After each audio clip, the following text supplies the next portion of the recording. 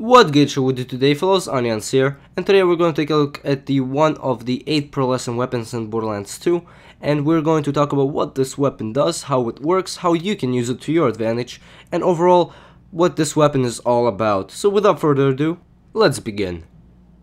This weapon has a very unique special effect that almost no other gun has in Borderlands 2. When you fire the weapon and the projectile hits an object, whether it's a pole or an enemy, like you can see here I'm shooting a pole, it will create a large electric sphere similar to the Norfleet but on a much bigger scale, and once this large sphere disappears, 5 small lightning orbs will appear and will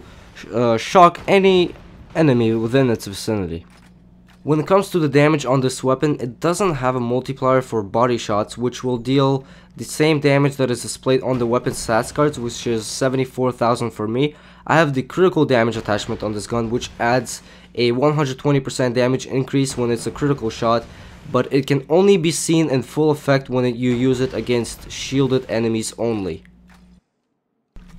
When I fire upon these shielded enemies, it usually takes only one shot that is a critical shot to take out the enemy shield. But when it comes to actually killing an enemy with this particular gun without having any multiplier coming in from your skills or anything like that, it actually can take a very long time, and it is not really good for killing enemies, especially if you're going to be at close range and you're expecting to take out an enemy in 1 or 2 shots, because this weapon doesn't have any body multipliers, so it deals the raw damage of the gun and nothing more. And you can see here I'm trying to take out the enemy with as many body shots as I can. Even though I get a few criticals, it still takes a very long time to kill one particular enemy, and when there's a group of them and you're using a Bee Shield, you are probably not going to be able to kill the enemy anyway, so it's not really good for close range combat, but more of a long distance and a support style weapon.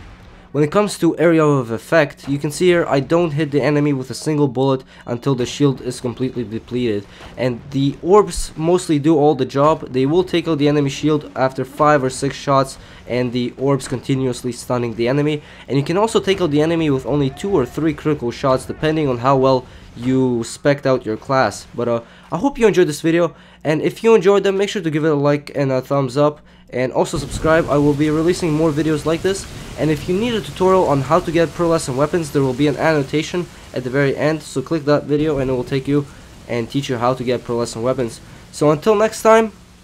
stay awesome, guys.